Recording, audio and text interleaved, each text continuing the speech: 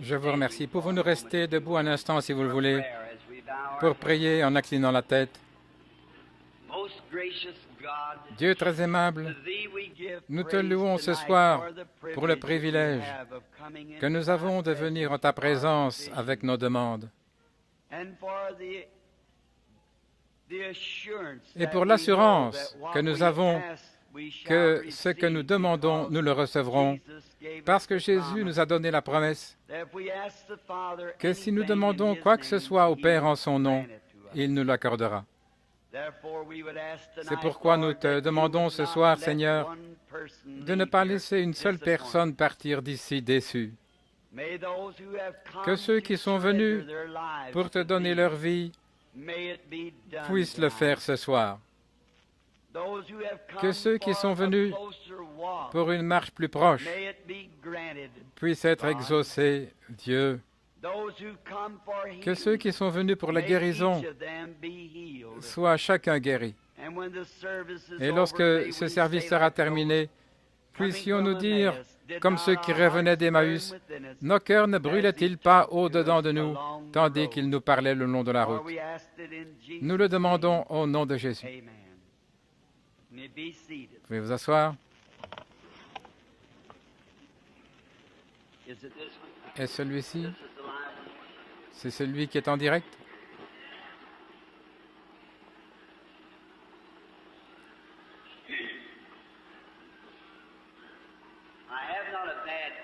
Je n'ai pas un gros rhume, mais je suis un peu enroué à force de parler, autant à l'intérieur et à l'extérieur. Et j'ai été constamment dans le réveil depuis Noël. Et maintenant, nous allons d'ici jusqu'aux États de la Nouvelle-Angleterre, puis au Texas, et de là jusqu'à Durban, en Afrique du Sud, puis jusqu'en Suisse et en Allemagne.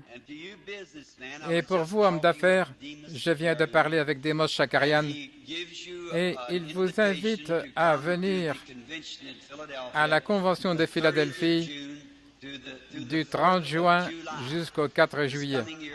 Cette année, à la Convention internationale des hommes d'affaires chrétiens du plein évangile. Je suis sûr que vous serez bénis en venant, parce que les gens viennent du monde entier. Ces dernières années, j'ai été leur orateur le soir et je serai encore là cette année, si Dieu le veut.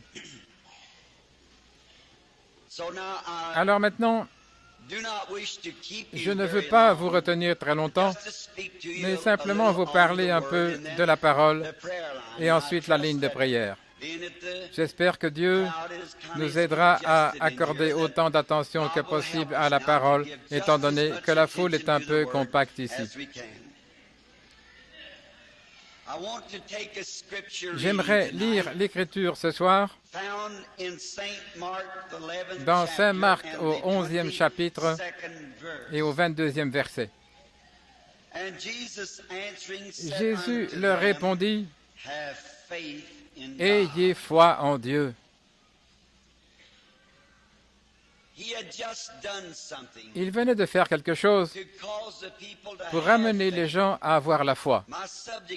Mon sujet de ce soir est la foi par expérience.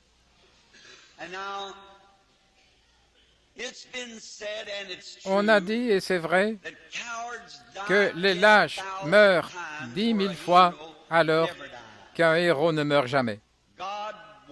Dieu veut des gens qui sont courageux et qui peuvent prendre position. S'il y a quelque chose que Christ ne pouvait pas utiliser dans son royaume, ce serait un lâche. Nous voyons ici qu'il a dit « Ayez foi en Dieu ». Tout d'abord, nous devrions savoir ce qu'est la foi. La Bible dit que la foi est la substance des choses qu'on espère et qu'elle est l'évidence des choses qu'on ne voit pas. Ce petit mot, la foi, est souvent confondu avec l'espérance. Or, l'espérance et la foi sont aussi différentes que le jour l'est de la nuit. La foi est la substance et l'espérance, c'est ce que vous espérez. La foi tient ses promesses. La foi étant la substance des choses qu'on espère, ce ne serait pas une simple pensée. Ce ne serait pas une pensée, c'est une substance. Or, une substance est quelque chose que l'on a. Le corps humain est contrôlé par 5 sens. La vue, le goût, le toucher, l'odorat, l'ouïe. Mais la foi est le 6e sens. La foi est quelque chose qu'on ne sent pas, qu'on ne goûte pas, qu'on ne voit pas, qu'on ne sent pas, qu'on n'entend pas. Par exemple, il y a une dame qui joue de l'orgue. Pourriez-vous nous donner un petit accord d'un hymne familier? Juste un petit accord.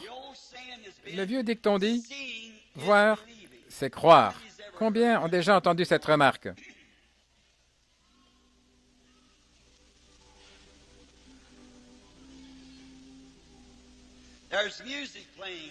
Il y a de la musique. Combien y croient? Combien l'ont vu? Merci. La musique jouait et vous ne l'avez jamais vue. Alors, voir, ce n'est pas croire. J'y crois autant que si je l'avais vue. Très bien. Je veux que vous veniez ici, monsieur l'huissier. Un homme se tient devant moi, vêtu d'un manteau marron et d'une chemise d'aspect violet. Il a les cheveux noirs et un pantalon marron. Combien de personnes le croient? Je le vois, mon sens de la vue est la seule chose qui déclare qu'il est là. Rapprochez-vous un peu. Maintenant, je ne le vois plus, mais il est toujours là. Voulez-vous me dire qu'il n'est pas là? Vous auriez du mal à me convaincre. Mais je sais qu'il est là, tout comme si je le regardais, parce que j'ai un autre sens, c'est la sensation. Il est tout aussi actif que la vue. Je le sais, ils n'ont pas changé d'homme, vous savez pourquoi? Et il avait une montre à la main gauche et la voilà, vous voyez? Je l'ai vu avec mes yeux et maintenant je le sens avec ma main. Ce n'est donc pas une preuve que vous ne pouvez pas, ou la preuve par la vue n'est pas la seule preuve qui existe. Merci, monsieur. La foi est la substance des choses qu'on espère, l'évidence des choses qu'on ne voit pas, qu'on ne goûte pas, qu'on ne sent pas, qu'on n'entend pas. Vous y croyez. Lorsque votre foi vous dit que vous allez être guéri, c'est aussi positif que votre vue vous dit que votre chemise est blanche. C'est tout. Vous n'avez plus à vous inquiéter parce que c'est déjà fini. Rien au monde ne pourra jamais l'enlever de votre cœur. Quoi qu'on dise, si je vous disais que cette chemise est rouge et que vous n'êtes pas daltonien, vous diriez, vous argumenteriez, vous diriez, elle est blanche. Je dirais, c'est rouge. Mais vous avez confiance en votre vue. Vous diriez, c'est blanc, frère Branham. Comment le savez-vous? Ma vue le dit. Alors, si vous croyez que vous allez être guéri ce soir, quel que soit votre problème, et que votre foi vous dit que vous allez être guéri, aussi simplement que votre vue dit que c'est blanc, vous n'auriez jamais besoin de venir à une ligne de prière. C'est fini. Il n'y a rien au monde qui puisse vous empêcher d'être guéri. La foi est une substance. C'est comme ça. Peut-être que si j'avais, eh bien, vous m'avez trouvé quelque part en train de mourir de faim. Et je vous ai dit que j'avais faim et qu'un pain me sauverait la vie. et que vous mettriez la main à la poche et me donneriez 25 cents en disant « Tenez, frère Branham, vous n'avez pas besoin de mourir de faim. Je vous donne 25 cents pour avoir un pain. » Je serais tout aussi heureux avec ces 25 cents que si j'avais le pain. Pourquoi? J'ai le pouvoir d'achat de la miche de pain en ma possession. Maintenant, je ne peux pas manger les 25 cents, mais les 25 cents achèteront le pain. Et maintenant, la foi, ce sont les 25 cents. Si vous avez la foi dans votre cœur, vous êtes tout aussi heureux avec la foi que votre main estropiée va bouger que vous le seriez si vous la faisiez bouger. Parce que la foi est le pouvoir d'achat de votre guérison. Maintenant, peut-être qu'avec les 25 cents, j'aurai aussi faim qu'avant de recevoir les 25 cents. Et je devrais peut-être faire plusieurs kilomètres avant d'obtenir la miche de pain. Il se peut que je doive passer par les ronces, franchir la montagne, traverser le pont, patauger dans l'eau. Mais pendant tout ce temps, je me réjouis parce que j'ai le pouvoir d'achat de cette miche de pain. Et quand la foi touche vraiment le cœur, il n'est pas nécessaire que ce soit un miracle spontané. Comme nous l'avons vu hier soir, l'homme allongé ici sur le lit de camp, avec une grosseur à l'estomac, et je m'apprêtais à partir, et le Saint-Esprit m'a appelé, et j'ai regardé, et j'ai vu la vision là sur l'homme. Et en un moment, il a répondu, son estomac est descendu comme ça, il est sorti du lit de camp, se réjouissant à travers le bâtiment. Ou les personnes dans les brancards l'autre soir, ou dans le fauteuil roulant. Vous voyez, il n'est pas nécessaire que ça se passe ainsi. Tant que vous croyez que cela va se passer comme ça, vous pouvez vous réjouir tout autant, allongé sur ce lit de camp ce soir, comme ce jeune homme, ou le jeune homme dans le fauteuil roulant. Vous pouvez vous réjouir tout autant lorsque la foi s'empare de vous, en disant que vous l'avez, que si vous couriez dans cette allée comme si vous étiez sorti du fauteuil roulant. Vous voyez, c'est la substance des choses que l'on espère, la preuve des choses qu'on ne voit pas. Vous n'avez pas besoin de ressentir quoi que ce soit. Vous n'avez pas besoin de goûter quoi que ce soit. La seule chose à faire est de croire quelque chose. Et cela devient un positif.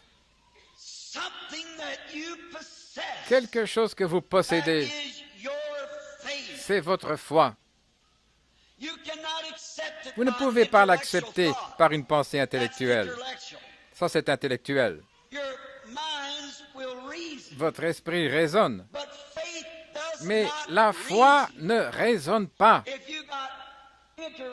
Si vous avez une foi intellectuelle, ce n'est qu'une foi de raisonnement. Vous direz, si seulement j'étais guéri, je pourrais me lever. Si seulement j'étais guéri, cette grosseur disparaîtrait. Si seulement j'étais guéri, je me sentirais différent. Si seulement j'étais guéri, le médecin me le dirait. Mais quand vous avez la foi, tous les médecins du monde ne pourraient pas vous dire autre chose. C'est ce que vous possédez. C'est la substance des choses que l'on espère, l'évidence des choses qu'on ne voit pas. En général, nous constatons que la plupart des gens ont peur de l'accepter. Et généralement, les gens qui ont la foi sont ceux qui ont fait l'expérience de la foi. Lorsque vous acceptez Jésus comme votre sauveur personnel, il n'y a aucun moyen pour vous d'être sauvé seulement par votre foi. Vous devez l'accepter. Vous devez y croire. Remarquez, vous pourriez descendre à l'autel et pleurer toute la nuit. Vous pourriez frapper l'autel et crier jusqu'à ce que vous ne puissiez plus crier. Et vous ne seriez pas sauvé pour autant. Vous pourriez vous sentir très bien et courir dans tout le bâtiment en criant. Mais vous ne seriez pas sauvé pour autant. Le diable peut jouer avec vous sur la base de vos sentiments. Si je devais me fier à mes sentiments, il y aurait de nombreuses fois où je ne serais pas en état. Mais je ne me fie pas à mes sentiments.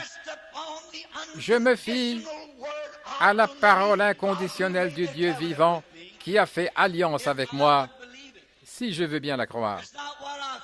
Ce n'est pas ce que je ressens, c'est ce que je crois.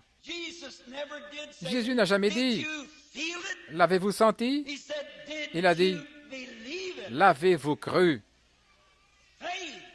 La foi se produit. C'est bien au-delà du ressenti. Vous pourriez avoir l'impression ce soir que vous êtes sauvé, courir partout et louer Dieu. Et le lendemain matin, vous n'auriez aucun sentiment à ce sujet. Alors, vous allez dire, je suis encore perdu. Mais quand la foi s'installe, que Jésus-Christ, le Fils de Dieu, est mort à votre place et qu'il est devenu vous dans vos péchés, afin que vous puissiez dans vos péchés devenir lui dans sa justice et l'accepter comme votre seule propitiation pour vos péchés. Alors la foi prend le dessus et tous les démons de l'enfer ne peuvent pas la faire bouger. La foi perdure. La foi verrouille quelque chose. Cela scelle quelque chose. Et si un homme a eu la foi pour accepter Christ, qu'il sort de l'autel, qu'il sort, son associé dit « Tu n'as rien reçu ?» Eh bien, tes yeux sont toujours bleus, c'est le même vieux costume que tu portais là-dedans. Eh bien, ton nez est aussi gros qu'il l'était quand tu es entré. Tes empreintes digitales sont exactement les mêmes. Il n'y a pas de différence. Mais vous savez qu'il y a une différence.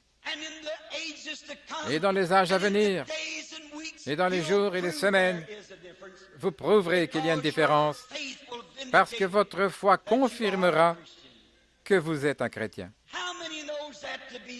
Combien savent que c'est la vérité? Chaque homme et chaque femme qui a accepté Christ. Eh bien, si vous pouvez faire reposer votre destination éternelle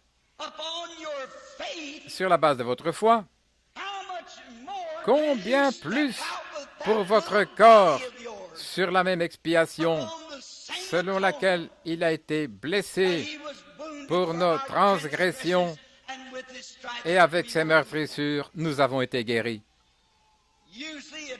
Habituellement, cela demande de l'expérience. Souvent, nous essayons de nous instruire afin de croire. C'est une démarche intellectuelle. Il y a une grande différence entre la foi intellectuelle et la vraie foi inspirée par Dieu. La foi intellectuelle raisonne. Et la Bible dit que nous devrions rejeter les raisonnements. N'ayez rien à faire. N'essayez pas de raisonner. Croyez simplement. Maintenant, remarquez. Une fois, Israël a été appelé à faire la guerre aux Philistins. Les Philistins s'étaient rassemblés d'un côté de la montagne, avec une vallée entre eux, et Israël de l'autre côté. Et comme l'ennemi le fait toujours, quand il sent qu'il a le dessus, il aime se vanter quand il pense qu'il peut vous faire reculer.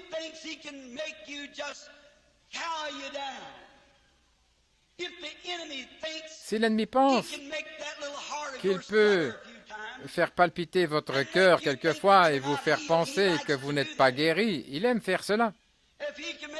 S'il peut vous faire regarder votre main et dire « ce n'est pas mieux », il aime faire cela parce qu'il vous a conquis à ce moment-là.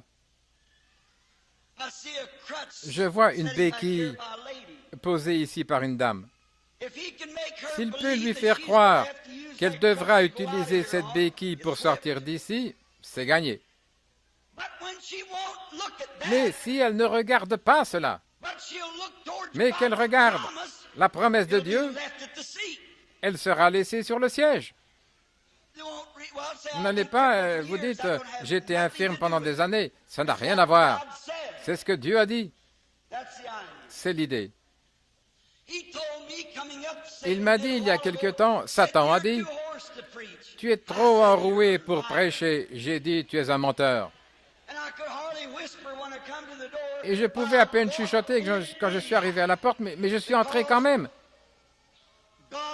Parce que Dieu va faire quelque chose ici ce soir, peut-être sauver une âme ou guérir dans un certain but, Et mon devoir est de me tenir ici, que je puisse chuchoter ou même grogner. Dieu fera quelque chose de toute façon parce qu'il a dit qu'il le ferait. C'est notre devoir de prendre position. C'est le devoir de Dieu de nous soutenir. Faites votre part et voyez si Dieu ne fera pas la sienne. Et cette grande armée des Philistins, qui a toujours été comme une mouche dans l'huile d'onction d'Israël, ils avaient un grand adversaire là-bas du nom de Goliath. Il devait être un mammouth, un grand gaillard. On disait que ses doigts avaient 14 pouces de long et que sa lance était comme l'aiguille d'un tisserand d'ici à la muraille. Et comme il aimait se vanter, comme il aimait faire des propositions aux gens, comme vous entendez ce même diable aujourd'hui, qui dit, si la guérison divine existe, le vieux Jones se tient ici au coin de la rue, il est aveugle, il vend des crayons, va le guérir, nous te croirons. C'est le même diable qui a dit à Jésus, si tu es le Fils de Dieu, fais un miracle ici devant moi, change ces pierres en pain. C'est le même diable qui lui a mis un chiffon sur le visage et l'a frappé à la tête avec un bâton en lui disant, toi qui prophétises, dis-nous qui t'a frappé. Le diable, c'est le même qui a dit, descends de la croix et nous te croirons. Dieu n'a pas à faire quoi que ce soit pour apaiser l'homme. Dieu ne fait le clown pour personne. Il est Dieu et il n'a pas à le faire. Le soldat qui a mis le chiffon autour de ses yeux et l'a frappé sur la tête, il s'amusait simplement avec les autres soldats. Beaucoup de gens aiment se gonfler la poitrine et dire « Oh, la guérison divine n'existe pas ». Laissez-moi les mettre au défi de guérir celui-ci. Un homme m'a dit il n'y a pas longtemps, il a d'abord fait une déclaration à la radio, juste derrière moi, lors de mon émission, puis il a dit, s'ils peuvent prouver une seule guérison, je donnerai $1000. Un médecin écoutait. C'était à Jonesboro, dans l'Arkansas. Un médecin écoutait, il m'a appelé. Il m'a dit, Frère Branham, pourquoi n'allez-vous pas chercher ce type qui était paralysé et ce prédicateur qui avait un cancer au cou, ce sont mes patients. Je peux lui témoigner qu'ils ont été guéris par la puissance de Dieu. J'ai rassemblé une cargaison et nous sommes allés chez ce pasteur. Il m'a dit, eh bien, je vous le dis, vous devez aller au Texas. Et j'ai dit, vous voulez que je les emmène là-bas? je mettrai ces $1000 dans la mission. Il m'a répondu, prends la petite fille, va là-bas, coupe-lui le bras avec un couteau et guéris-la devant nous, et nous te croirons. J'ai dit, vous avez besoin d'une guérison mentale. N'importe quel homme voudrait couper le bras d'un enfant pour voir s'il peut le guérir. Pas même mentalement. Ils ne le savent pas. Qu'est-ce que c'est? C'est parce qu'ils aiment se vanter et se vanter de quelque chose dont ils ne savent pas de quoi ils parlent. Exactement. C'est ainsi qu'était Goliath. Oh, comme il aimait se vanter. Il a dit, je vais vous faire une proposition. Vous avez laissé certains de vos hommes, choisissez-en un et venez me combattre. Si je l'abat, vous nous servirez tous. S'il m'abat, nous vous servirons. Oh, comme Satan peut rendre cela si raisonnable. Ce sont les intellectuels. Nous n'aurons pas d'effusion de sang. Laissez simplement l'un de nous mourir. Un homme meurt, nous tous vivons. Bien sûr, il avait le dessus. Et tout le monde était mort de peur. Et s'il y avait un homme dans toute la nation d'Israël qui aurait été physiquement équipé pour combattre le géant, c'était bien Saül.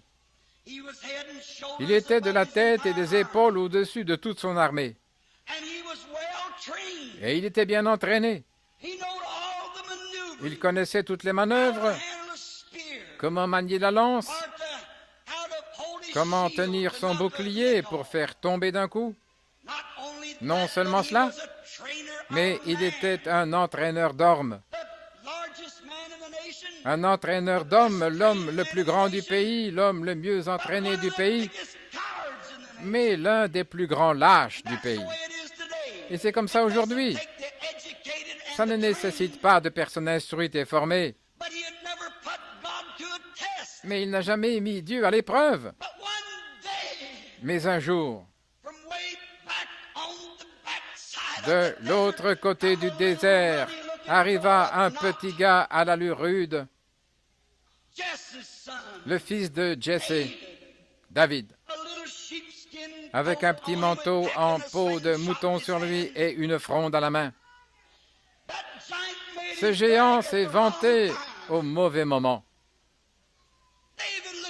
David le regarda et lui dit, « Veux-tu me dire que tu vas laisser ce Philistin circoncis se dresser là et défier les armées du Dieu vivant? » Pouvez-vous imaginer que le plus petit homme sur le terrain relève ce défi? L'homme le plus grand, le mieux entraîné et le mieux équipé pour combattre l'homme a été lâche. Frère, ce n'est pas l'entraînement qui compte, c'est l'expérience. Et David fut amené devant Saül. Saül dit, «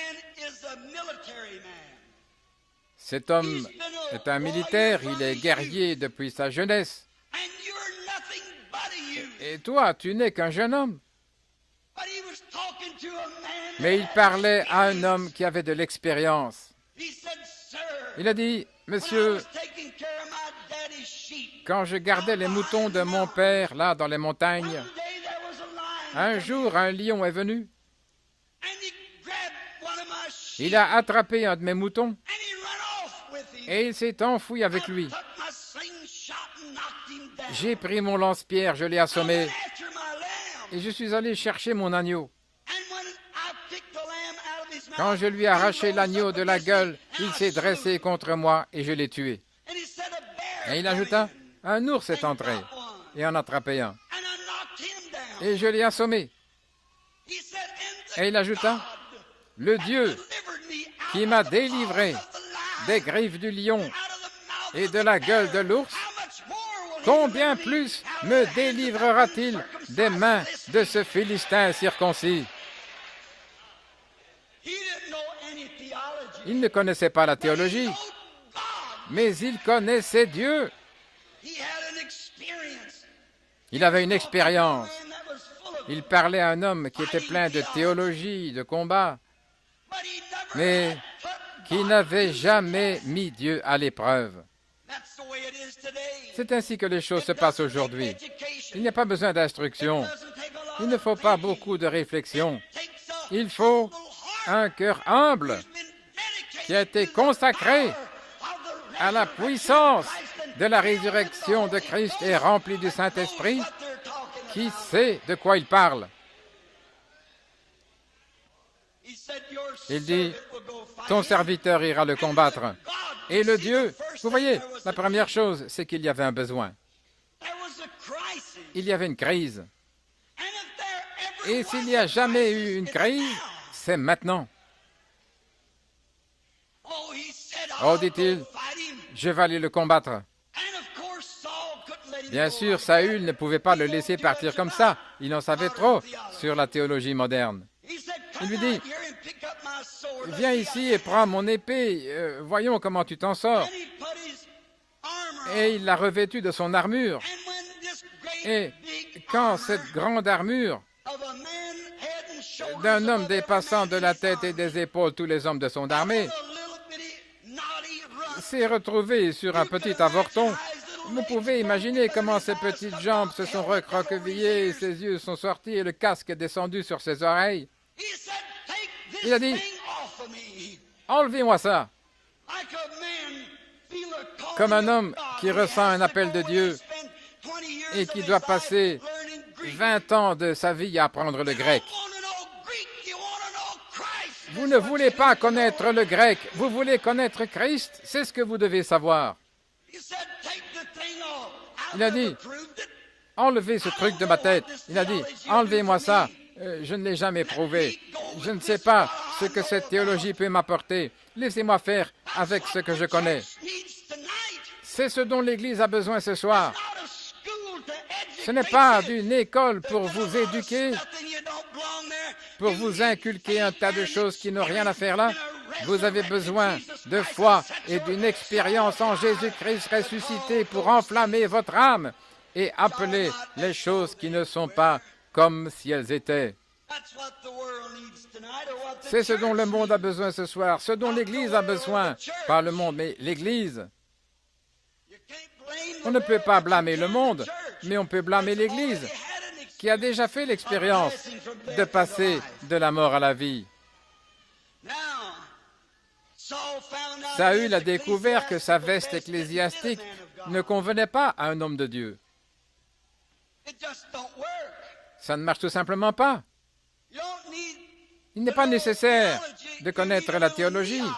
Il faut un peu de genouologie pour connaître Dieu. Il a pris ce lance-pierre. C'est tout ce qu'il avait.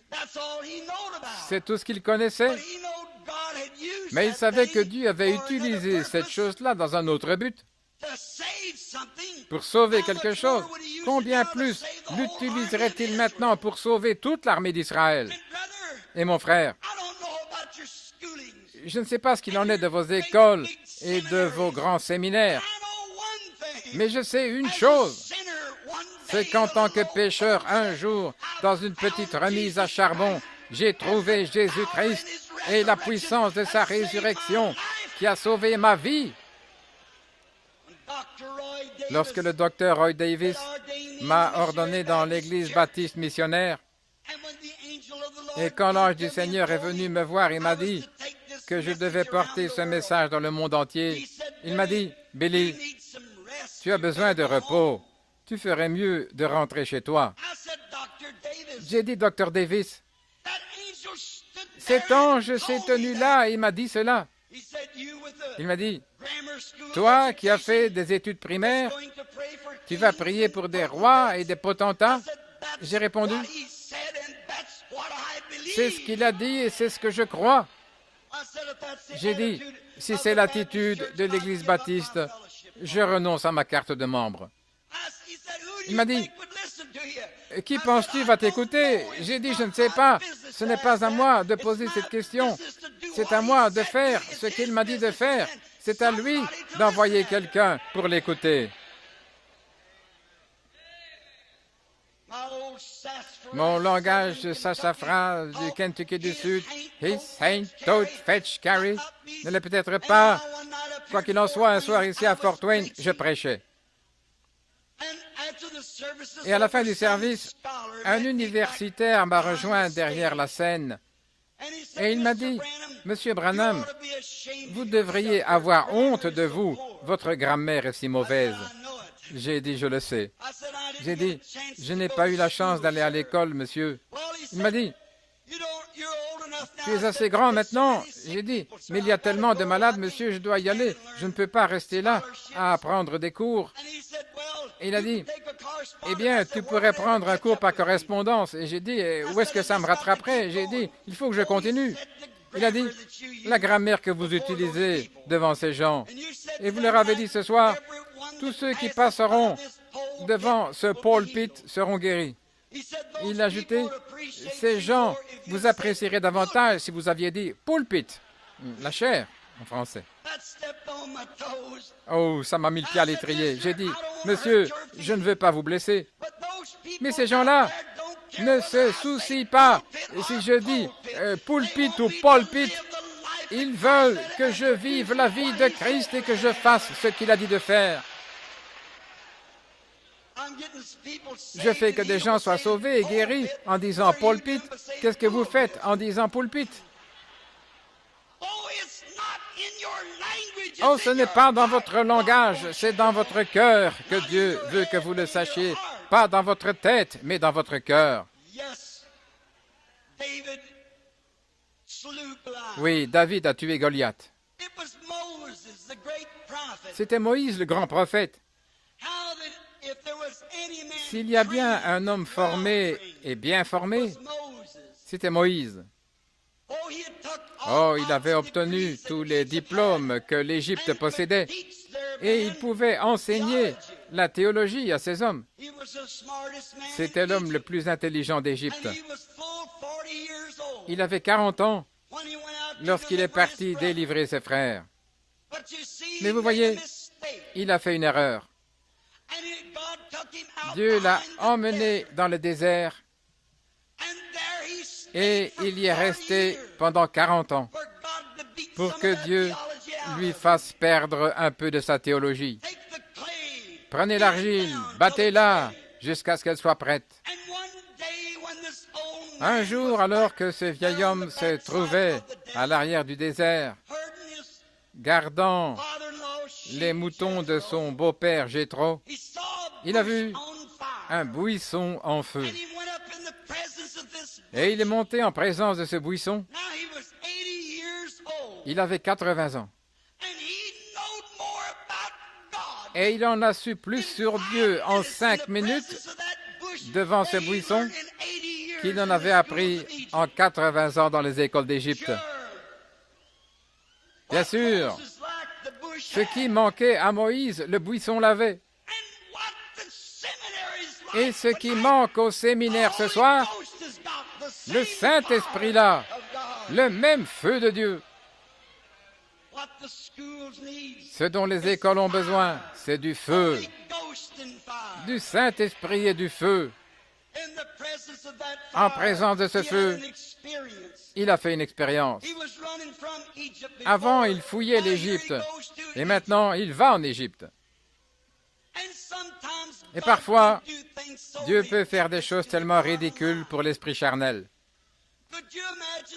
Pouvez-vous imaginer le lendemain matin, Moïse conduisant un petit âne et Séphora, sa femme, s'installant à califourchon, là, sur ce petit mulet, avec un enfant sur chaque hanche.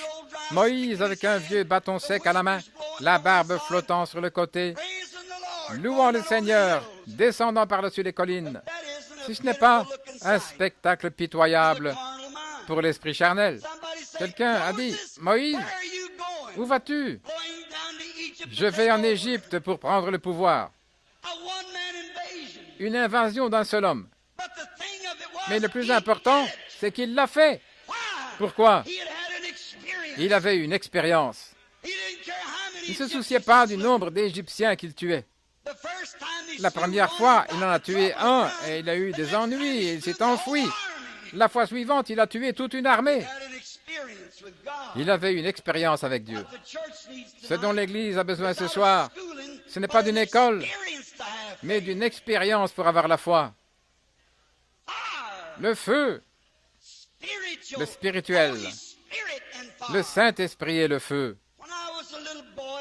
Quand j'étais un petit garçon, j'ai fait l'expérience avec quelque chose comme ça, du feu.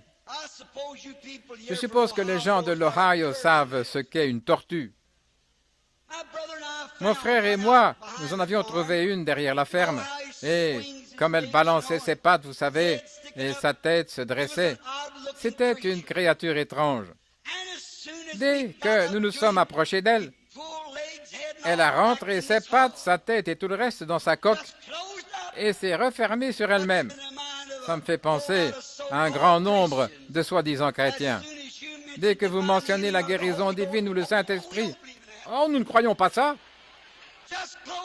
Et il se referme comme une vieille tortue. C'est juste. Eh bien, nous voulions la voir bouger. Et je veux voir l'Église bouger aussi. Mais elle ne pouvait pas bouger tant que ses pattes ne fonctionnaient pas. Et l'Église ne bougera pas tant que tout le corps ne se mettra pas au travail. Vous tous, méthodistes, baptistes, presbytériens, pentecôtistes. J'ai dit, un instant mon frère, je vais la faire bouger. Je suis allé chercher un bâton et je l'ai frappé. Ça n'a servi à rien. On ne peut pas les battre. Plus on les fouette et plus ils se referment. J'ai réfléchi un peu. Je me suis dit, comment la faire bouger? Je l'ai emmenée sur une petite branche et j'ai dit, si elle ne bouge pas, je vais la noyer. Je l'ai prise à deux mains et je l'ai mise sous l'eau. Quelques bulles sont apparues et c'est tout. Oh, je sais que vous avez eu toutes sortes de baptêmes, des aspersions, des déversements et que vous en avez fait des dénominations. Mais que se passe-t-il? Ils descendent un pêcheur sec et remontent un pêcheur mouillé. C'est tout. Cela ne sert à rien. Vous ne pouvez pas les frapper ou les baptiser. Vous savez ce que j'ai fait? J'ai pris quelques brindilles et un petit morceau de papier, j'ai fait un feu et je l'ai mise dessus. Elle a bougé alors. Et s'il y a quelque chose qui peut faire bouger l'Église de Dieu, c'est le baptême du Saint-Esprit qui tombe à nouveau. Pas une façon de baptiser ou une façon de dire ceci, cela et l'autre, une nouvelle théologie, mais de laisser le Saint-Esprit tomber à nouveau sur l'Église, le feu. Le problème, c'est que vous avez enlevé le feu de l'autel et vous l'avez mis dans la cuisinière. Il faut qu'il soit à nouveau sur l'autel et dans chaque cœur. Le réveil de Saint Paul à l'ancienne et le Saint-Esprit biblique qui réveille les puissances de Dieu. J'étais une fois dans une gare de triage. Ils venaient de construire l'une de ces nouvelles locomotives et l'un de ces nouveaux trains Zéphyr. Et j'ai eu le privilège d'entrer dans le train. Il était si beau. Il contenait toutes les pièces d'aluminium. Je suis allé dans la salle à manger et oh, c'était si joli. Je suis passé par le Pullman et j'ai visité toutes les voitures dont les sièges étaient si bien rembourrés et si jolis. C'est à peu près comme les églises aujourd'hui. De grandes flèches qui s'élèvent. Un docteur, un théologien, un docteur en sciences ou autre, debout derrière la chaire avec une belle robe, des cheveux bouclés, qui peut s'incliner et dire « Amen », le plus beau. Frère, je suis tellement malade et fatigué de cet évangélisme hollywoodien que je ne sais plus quoi faire.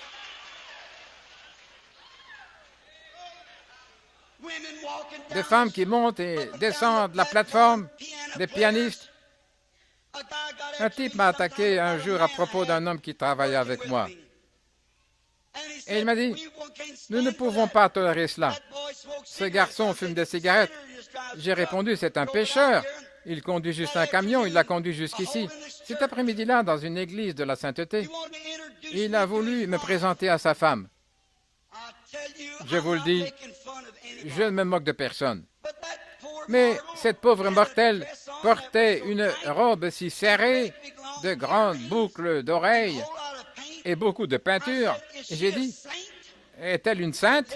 Il a dit, oui, monsieur. J'ai dit, elle a plutôt l'air d'une fille des rues pour moi. J'ai dit, ça, mon frère, c'est loin d'être. Je ne dis pas ça pour rire. C'est la vérité. C'est vrai.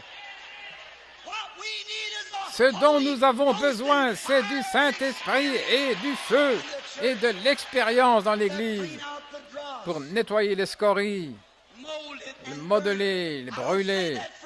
Je ne dis pas ça pour plaisanter. Ce n'est pas le lieu de plaisanter. Je vous parle simplement de la situation de l'Église et de ce dont nous avons besoin. C'était dans une belle dénomination, déjà de la sainteté aussi. Vous avez la grande Église, vous avez la plus grande Église, la plus grande congrégation. Vous avez les meilleurs orgues. Autrefois, vous étiez dans la rue avec un tambourin à la main. Vous seriez mieux là-bas avec un tambourin à la main et le Saint-Esprit dans votre cœur que d'être ici avec une grande et belle Église avec des sièges confortables et rien d'autre. J'ai regardé ce train pendant que je le traversais et j'ai dit, quand va-t-il bouger? Peut-il bouger? Il m'a dit, non, monsieur. J'ai dit, j'aimerais faire un petit tour. Il m'a dit, il ne peut pas bouger. J'ai dit, pourquoi? Il dit, il n'y a pas de feu dans la locomotive. Et c'est le problème avec l'église aujourd'hui, elle est toute enjolivée et décorée. Mais il n'y a pas de feu dans le moteur. On ne peut avancer que par le feu. Oh, ce dont nous avons besoin aujourd'hui, c'est d'un peu plus de Saint-Esprit et de feu. Moïse était en feu lorsqu'il est descendu. Bien sûr qu'il l'était. Il était une fois un homme du nom de Samson.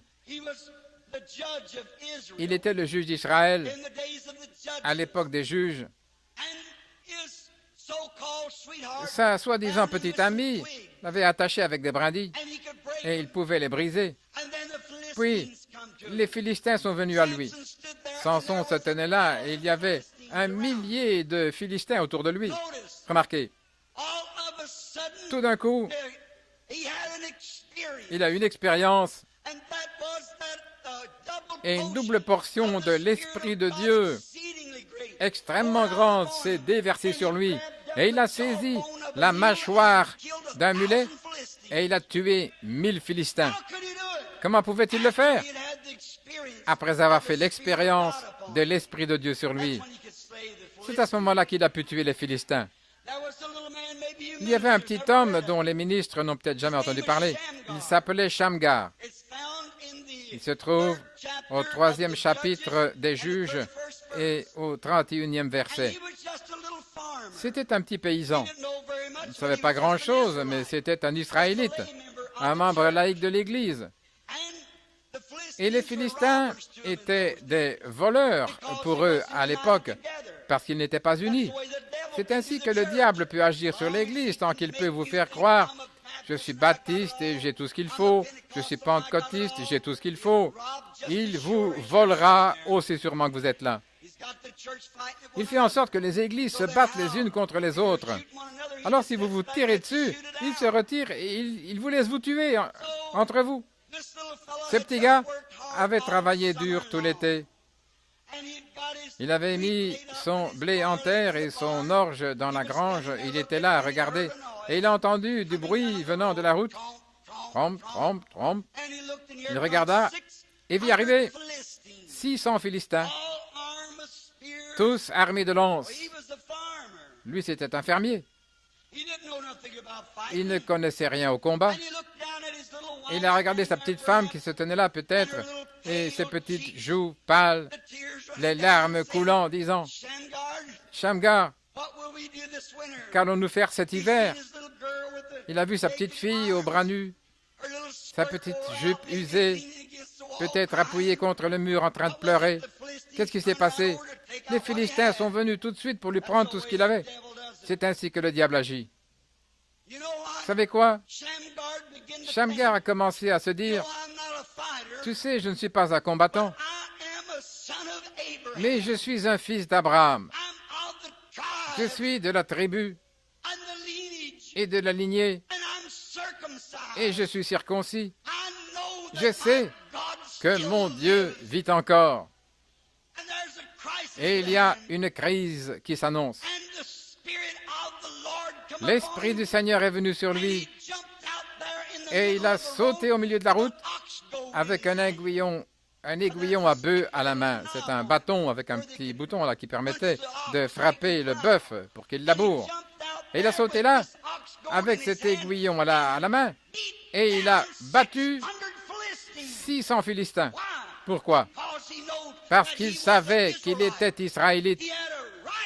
Il en avait le droit. Il avait droit au droit que Dieu lui avait donné. Il était circoncis. Et tout homme ici qui a été circoncis par l'Esprit de Dieu, qui est né de nouveau, si l'un d'entre vous est malade, le diable bluffe. Il vous volera, il vous pâlira les joues, il fera tout ce qu'il peut. Mais vous n'avez pas à le supporter plus longtemps. Vous dites, je ne suis pas un prédicateur, mais vous êtes un chrétien.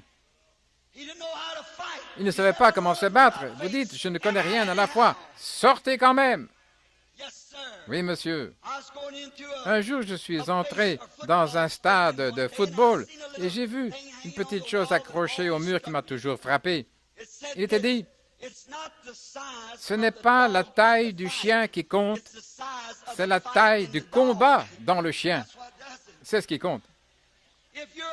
Si vous êtes un gros chien et un lâche, allez vous faire fouetter n'importe quand.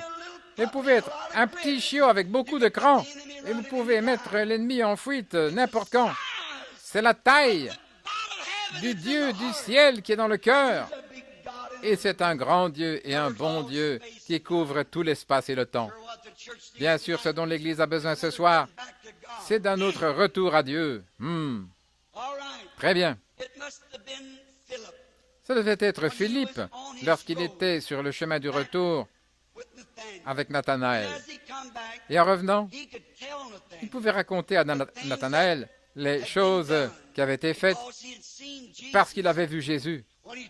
Quand il a dit à Pierre, « Ton nom est Simon, ton père s'appelle Jonas, désormais je t'appellerai Céphas. » C'est après que Philippe ait fait cette expérience qu'il a pu dire à Nathanaël le long de la route, « Je ne serais pas étonné que lorsque tu t'approcheras de sa présence, qu'il te dise qui tu es, d'où tu viens, tout ce qui te concerne. » Vous voyez, il avait fait l'expérience que Jésus pouvait faire cela. Ce n'était pas une chose étrange après la femme au puits. C'était juste une prostituée qui était sortie pour chercher de l'eau. Pendant qu'elle puisait de l'eau, un Hébreu se plaça contre le mur et dit, « Femme, apporte-moi à boire. » Elle répondit, « Le puits est profond et tu n'as rien pour puiser, et il n'est pas d'usage que vous les Juifs demandiez cela aux Samaritains. » Il a dit, « Mais si tu savais à qui tu parles, tu me demanderais à boire. » La conversation se poursuivit, et il dit, « Va chercher ton mari et viens ici. » Elle a dit, « Je n'ai pas de mari. » Il a dit, « C'est vrai, tu en as 5. » Il a dit, « Monsieur, je perçois que vous êtes un prophète. Nous savons que lorsque le Messie viendra, il nous dira tout. » Il lui dit, « Je suis celui qui te parle. » C'est après avoir fait cette expérience qu'elle a pu courir dans la ville et dire, « Venez voir un homme qui m'a dit les choses que j'ai faites. N'est-ce pas le Messie? N'est-ce pas le signe du Messie? » Vous dites, il n'est pas écrit dans les Écritures, frère Branham, que le Messie ferait cela. Mais elle l'a dit, n'est-ce pas? Et Philippe l'a dit, n'est-ce pas? Je voudrais vous demander quelque chose, spécialement à vous les Juifs. Pour le pain kasher de Yom Kippour, l'Écriture ne mentionne que 2 morceaux de pain. Mais vous savez, ils en ont 3. Et le morceau du milieu est le morceau brisé, le Messie. Qu'est-ce qui a dit à Job où il devait être enterré? Il n'y a pas une seule écriture à ce sujet. Qu'est-ce qui a dit à Abraham d'acheter ce lopin de terre là à côté de Job? Job, lorsque l'Esprit est venu sur lui et qu'il a dit « Je sais que mon Rédempteur est vivant, qu'il viendra sur la terre dans les derniers jours. Même si les vers détruisent ce corps, c'est dans ma chair que je verrai Dieu. » C'est après les éclairs et le feu que Job a pu dire cela. C'est alors qu'Abraham a pu enterrer Sarah. C'est alors qu'Isaac s'est endormi près de son père. C'est à ce moment-là que Jacob est mort en Égypte, mais que son fils prophète lui a dit « Mets tes mains sur ma hanche et jure par le Dieu du ciel que tu n'enterreras pas mes os ici. » Pourquoi? Ce n'était pas écrit dans les Écritures.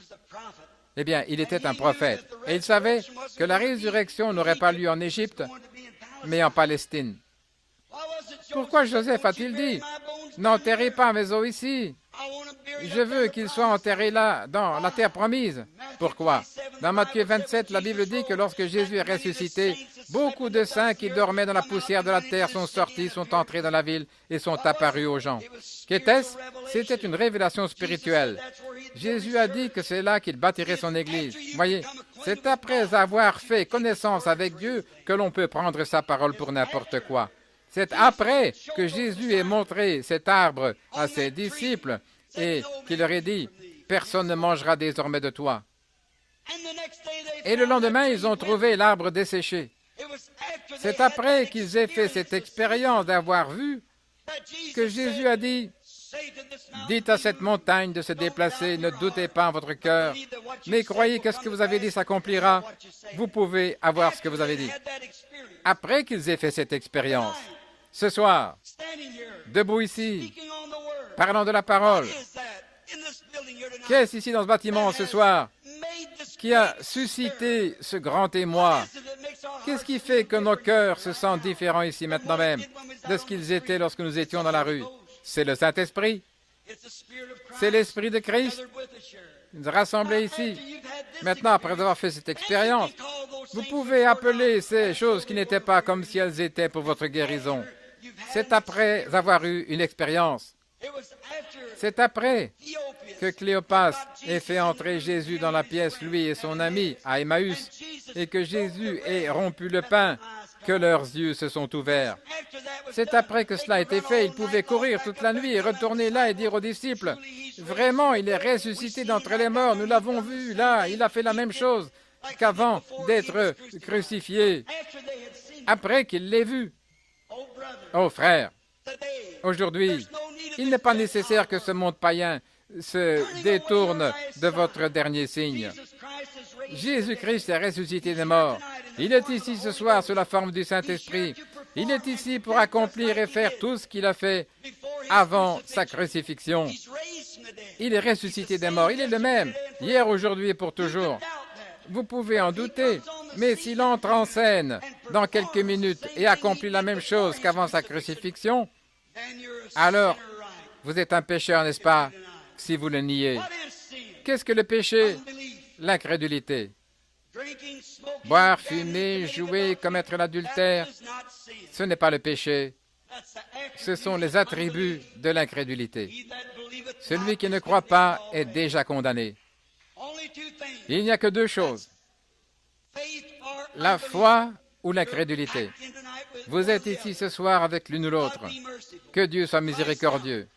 Le Christ maintenant, tout ce que je pourrais dire ne signifierait rien par rapport à un seul mot qu'il dirait.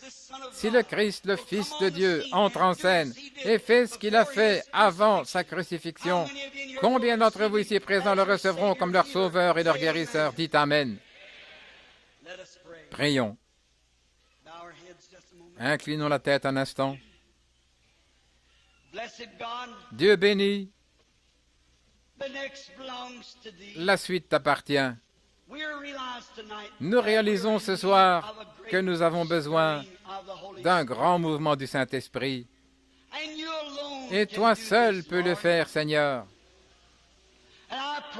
Et je prie ce soir pour que tu bénisses et sauves tous les pécheurs, les incroyants, alors qu'ils voient le temps avancer et le temps s'écoule. Il est plus tard que nous le pensons. Et je prie ce soir pour que tu t'occupes du cœur des hommes et des femmes. Je n'ai aucun moyen de le faire. Je ne suis qu'un homme. Tu es Dieu. Et je te prie, au nom de Jésus, d'envoyer le Saint-Esprit sur ce bâtiment maintenant même et d'apporter la conviction à tous les cœurs qui n'ont pas été concernés par ta venue. Accorde-le, Seigneur. Je compte sur toi pour le faire, car je le demande au nom de Christ. Tout le monde ayant la tête inclinée, j'aimerais vous poser une question. Je veux que ceux qui savent que si Jésus venait ce soir, vous ne seriez pas prêts à partir. Votre cœur n'est pas à l'aise avec Dieu. Je veux que vous leviez la main vers lui et que vous disiez « Dieu, sois miséricordieux envers moi. Que Dieu vous bénisse. Que Dieu vous bénisse. Partout, là, au balcon. Ici, au moins 200 à ma gauche, à ma droite. Il y en a 100, 200 en plus de ce côté. Des hommes et des femmes qui savent que si Jésus venait ce soir, ils ne seraient pas préparés. Je ne vais pas faire mon appel à l'autel tout de suite. Je vais attendre. Mon message ce soir était que la foi vient par l'expérience. J'ai eu le privilège de parler à des bouddhistes, à des jaïns, de prêcher, de voir des dizaines de milliers de personnes venir à Christ, de me tenir en chair avec la Bible dans une main et le Coran dans l'autre, de défier la religion mahométane et de dire, si Dieu ne travaille pas conformément à sa parole et ne réalise pas toutes ses promesses, alors vous avez le droit de défier Christ et de voir le Tout-Puissant entrer en scène. Maintenant, après que Christ, lorsqu'il était ici sur la terre, il a dit, je ne peux rien faire de moi-même, comme le docteur vient d'expliquer les choses qu'il a faites. Je ne fais rien sans que le Père ne me le montre d'abord. Il a perçu leurs pensées, il leur a dit qui ils étaient, d'où ils venaient, ce qu'ils avaient fait. Il l'a fait devant les Juifs, pas devant les païens. Il l'a fait pour les Samaritains, mais pas une seule fois pour les païens. Il a dit, ne vous approchez pas des païens. Pourquoi? La coupe de l'iniquité des païens n'était pas encore remplie. Dieu a aveuglé les Juifs et les a renvoyés. Le Samaritain n'était qu'un métis entre le Juif et le gentil. Je voudrais maintenant vous poser une question. Il a dit, les œuvres que je fais, vous les ferez aussi. Encore un peu de temps et le monde ne me verra plus. Mais vous me verrez car je serai avec vous et en vous jusqu'à la fin du monde.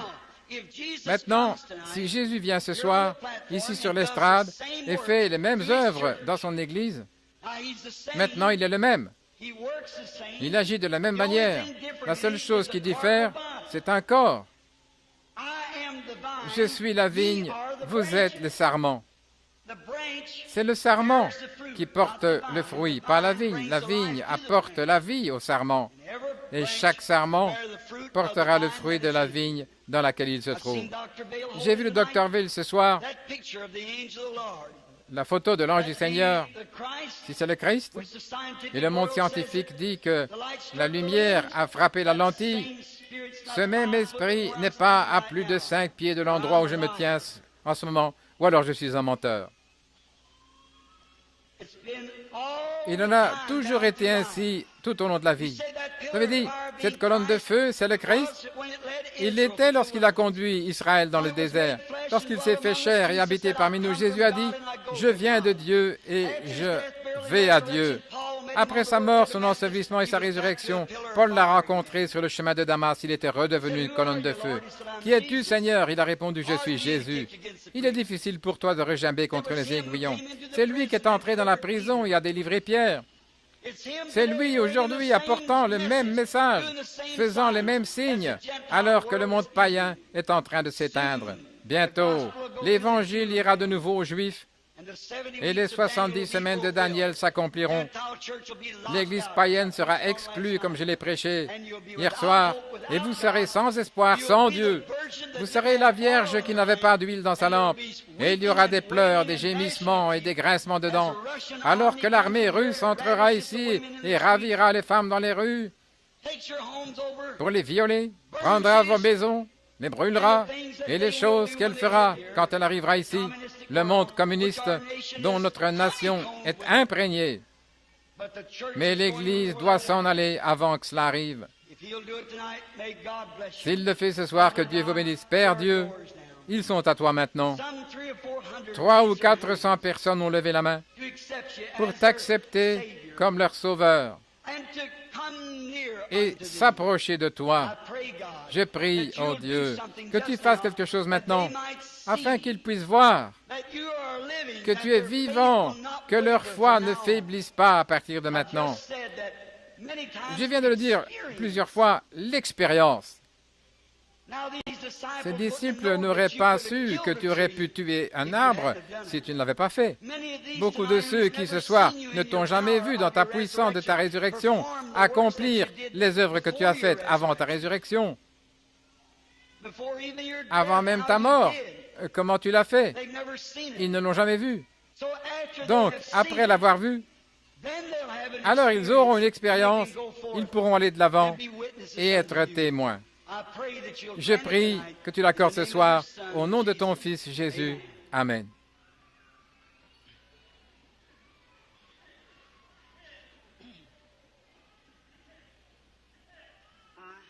I ou T. Très bien. Les cartes de prière ont été distribuées.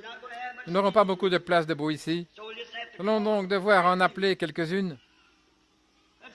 Voyons, hier soir, nous avons eu ceux qui n'avaient pas de carte de prière, n'est-ce pas? Nous avons appelé ceux qui n'avaient pas de carte de prière la nuit précédente. Nous avons passé en revue. La nuit précédente, je pense que nous avons appelé de 1 à 50, puis 100 en arrière ou quelque chose comme ça. Commençons ce soir par la carte de prière I-25. Prenons-le ici même, cela divise en un autre endroit. I-25. Quelqu'un a cette carte? Levez la main. Au balcon, très bien, madame. Venez ici, si vous pouvez vous frayer un chemin dans l'auditoire. I-26.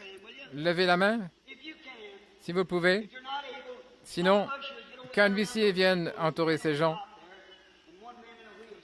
Il y a un homme sur un lit de camp et un homme en fauteuil roulant, je crois. Il se peut que quelqu'un soit sourd et muet et ne puisse pas entendre. Alors, surveillez sa carte. Les huissiers au balcon, surveillez-les de près.